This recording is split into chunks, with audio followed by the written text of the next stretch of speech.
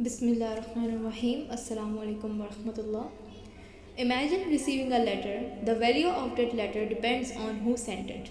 A letter from an ordinary person is meaningful. A letter from a king is extraordinary. But what if the sender was the Lord of the heavens and the earth, and one who created you? The one who knows every secret in your heart? The one who controls life, death, and everything in between? That is exactly what the Quran is. It is not a book written by human beings.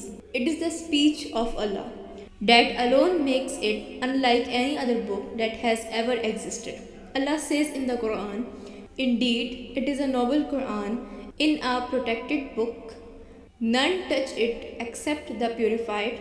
It is a revelation from the Lord of the worlds." Every part of the Quran's journey is filled with honor. Let's think about it. The one who sent it, it is the greatest.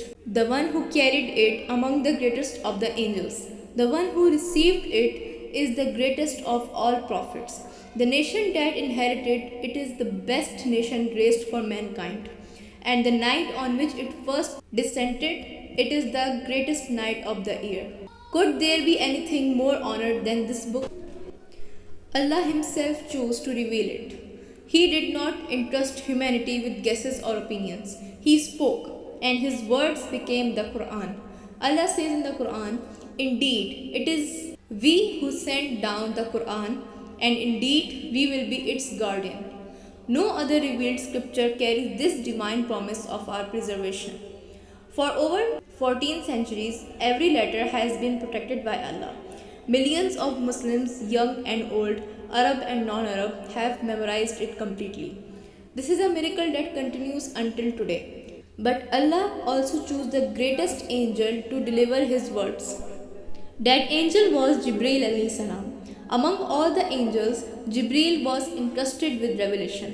Allah says, "The trustworthy spirit has brought it down upon your heart, O Muhammad, so that you may be among the warners." Think about that. Not just any angel, the trustworthy spirit. The angel who carried the speech of Allah from the heavens to the earth. And who received this revelation? Not a king, not a philosopher, not a ruler. Allah chose Muhammad, peace be upon him, the greatest human being to ever walk on this earth. The one whose character was described by Allah as magnificent. The one whom Allah sent as a mercy to all the worlds. The Prophet, peace be upon him, didn't simply recite the Quran, he lived it. Every verse transformed his life. Every command was implemented. Every prohibition was avoided. He became the living example of the Quran. But Allah's honor did not stop there. He chose the greatest nation to carry this book. Allah says, "You are the best nation produced for mankind. You enjoin what is right, forbid what is wrong, and believe in Allah." This ummah was entrusted with preserving and spreading the Quran until the end of time. What an incredible responsibility! And then Allah chose the greatest night. The Quran was first sent down during Laylatul Qadr. Allah says, "Indeed, we sent it down during the night of decree." Then Allah asked, "And what can make you know what the night of decree is?" And He answers, "The night of decree is better than 1,000 months. One night, better than more than 83 years of worship." Why? Because it is the night Allah honored by beginning the revelation of the Quran. Look at every part of this journey. The sender is Allah. The messenger is Jibreel alayhi salam. The receiver is Prophet Muhammad, peace be upon him. The nation is the best ummah. The night is the Laylatul Qadr. The messages in it are directly from Allah. Everything connected to this book was chosen from a very best. So why do we treat it as ordinary? Many of us kiss the Quran, we place it on the highest shelf, we decorate our homes with verses from it, but how often do we sit and let Allah speak to our hearts? The Quran was not revealed merely to be recited beautifully.